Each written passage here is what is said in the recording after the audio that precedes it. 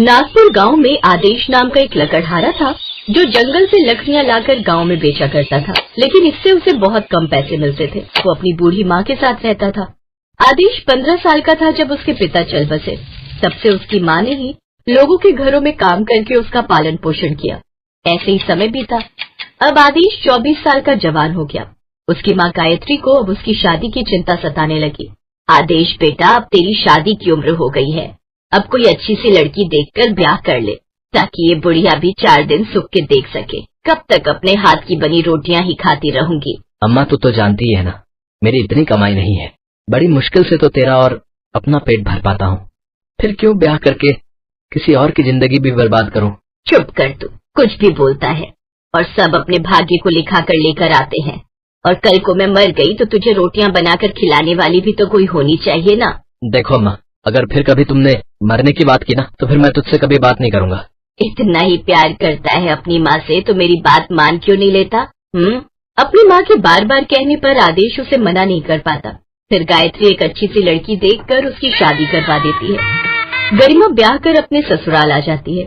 आते ही उसने घर की सारी जिम्मेदारियां संभाल ली, लेकिन शादी के कुछ दिन के अंदर ही उसे अपने ससुराल के हालातों के बारे में पता चल गया कि किस तरह उसका पति सारा दिन मेहनत करता है लेकिन फिर भी थोड़े से पैसे ही कमा पाता है। इसलिए एक रोज गरिमा ने आदेश से कहा, सुनो जी, आप सारा दिन मेहनत करते हैं फिर भी हमारे खाने का ठीक से गुजारा नहीं हो पाता। अगर ऐसे ही चलता रहा तो कल को हम, हमारा और हमारे बच्चों का पेट कैसे भरेंगे? जंगल से ज्यादा लकड़ियां लाकर बेचूं। मैं कोशिश तो करता हूँ गरिमा की जंगल से ज्यादा लकड़ियां लाकर बेचूं, लेकिन मेरी तरह और भी बहुत सारे लकड़हारे हैं जो ये काम करते हैं, इसलिए मेरी ज्यादा कमाई नहीं हो पाती। तो क्यों न मैं जमींदार जी के घर काम कर लूं? कल पड़ोस वाली कमला काकी आई थी, वो बता रही थी कि जमींदार साहब को काम के लिए किसी की जरूरत है। अगर मैं काम करूंगी तो 2 पैसे भी बचा पाएंगे। नहीं, लोग क्या कहेंगे कि अपनी पत्नी की कमाई खा रहा है। आते ही नई बहू को काम पर भेज दिया। लोगों का क्या है, उनका तो काम है कहना। आप बस मुझे काम करने की इजाजत दे दो, बाकी सब मैं देख लूंगी। आदेश उसे इजाजत दे देता है। गरिमा जमींदार जी के घर काम पर चली जाती है। वहाँ उसे घर का सारा काम करना होता है। बदले में जमींदार उसे महीने के 3000 रुपए देता है। एक रोज गरिमा जमींदार के घर काम कर रही थी, तभी जमींदार बाजार से आता है और अपनी पत्नी सरोज के हाथ में नाग की मूर्ति देकर कहता है, ये लो सरोज, इस बार मैं नाग पंचमी के लिए ये सोने के नाग देवता लाया हूँ। इसे आप संभाल कर तिजोरी में रख दो। मैं इसे नाग पंचमी वाले दिन नहला धुला कर इनकी पूजा करूंगा। वैसे भी हमारे पास जो कुछ है सब इन्हीं का दिया हुआ है। अच्छी बात है, मैं इन्हें तिजोरी में रख देती हूँ। कुछ दिनों बाद नाग पंचमी का त्योहार था। ये बात गरिमा भी सुन लेती है। अरे हाँ, नाग पंचमी आने वाली है, मुझे भी इस दिन व्रत रखना है और ससुराल में ये मेरी पहली नाग पंचमी है। काश मैं भी नाग पंचमी की पूजा कर पाऊँ। ऐसे ही कुछ दिन बीते। नाग पंचमी का त्योहार आ गया। फिर नहाकर नाग देवता का ध्यान किया। फिर उसने सारा दिन निर्जल व्रत रखने का संकल्प लिया, जिसके बाद घर का सारा काम निपटाकर वो काम पर जाने लगी।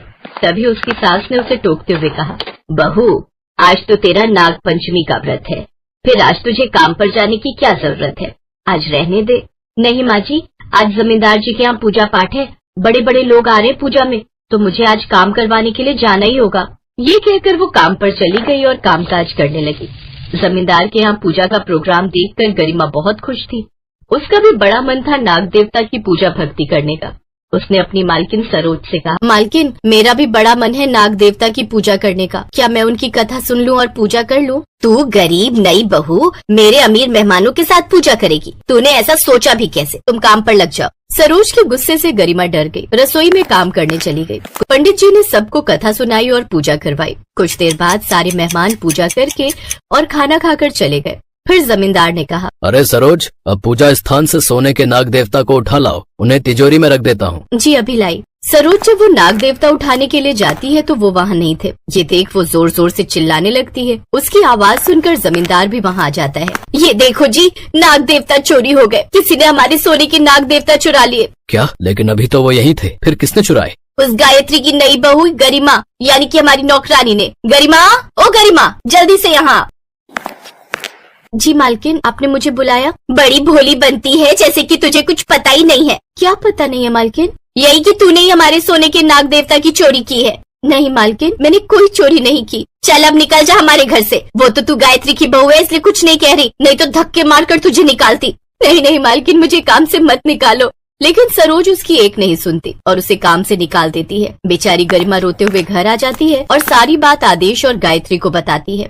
हे राम, शर्म नहीं आई उस जमींदार की बीवी को मेरी नई बहू पर चोरी जैसा झूठा इल्जाम लगाते हुए। अरे गरीब है लेकिन चोर नहीं।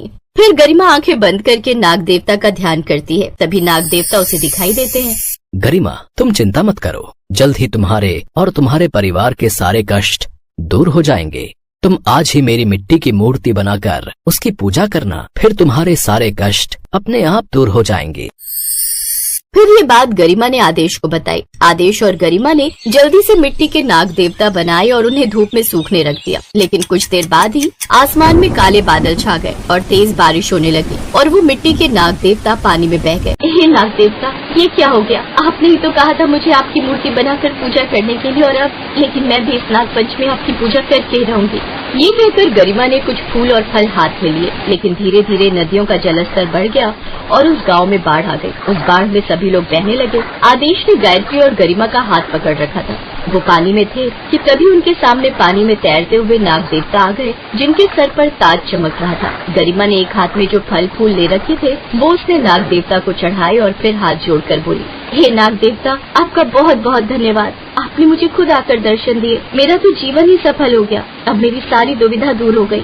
फिर आदेश और गायत्री ने भी उनके आगे हाथ जोड़े। जमींदार और उसकी पत्नी पानी में बहते हुए ये सब देख रहे थे और वो सांप को देखकर डर के मारे भागने लगे। लेकिन फिर चारों तरफ से उन्हें सांपों ने घेर लिया। हे नाग देवता, हमें माफ कर दीजिए, ये क्या हो रहा है, हमें बख्श दो। तुम दोनों ने गरीब गरिमा को अपने घर में मेरी पूजा नहीं करने दी, इसलिए मैं खुद ही वहाँ से गायब हो गया। साथ ही तुम्हारा सारा धन भी तिजोरी से गायब कर दिया, क्योंकि मैं ऐसी जगह नहीं रहता जहाँ किसी गरीब का अपमान हो। हमें माफ कर दीजिए नाग देवता, हमसे गलती हो गई। तुम दोनों को नई बहू गरिमा से माफी मांगनी होगी, तभी मेरा गुस्सा शांत होगा। फिर जमींदार और सरोज गरिमा से माफी मांगते हैं। गरिमा उन्हें माफ कर देती है, जिसके तुरंत बाद ही बाढ़ का पानी उतर जाता है और सब लोग बच जाते हैं। कुछ देर बाद गरिमा गायत्री और सुदेश के साथ घर लौटती है तो उसका घर एक बहुत बड़ा बंगला बन चुका होता है, जहाँ सुख सुविधा की हर चीज होती है। ये सब चमत्कार, ये सब हमारी नई बहू की नाग पंचमी पूजा का फल है, जो इसने सारा दिन भूखे प्यासे रहकर व्रत रखा और साक्षात नाग देवता की पूजा अर्चना की। सच में ये तो लक्ष्मी बनकर आई है हमारे घर में। अब उनके सारे दुख दूर हो गए। अब वो जमींदार से भी ज्यादा अमीर बन गए। कुछ दिनों बाद गरिमा और सुदेश ने नाग देवता का बहुत बड़ा मंदिर उस गांव में बनाया। अब वो हर साल नाग पंचमी पर नाग देवता की बड़े धूमधाम से पूजा अर्चना करते, साथ ही गरीब और जरूरतमंद लोगों की मदद भी करते।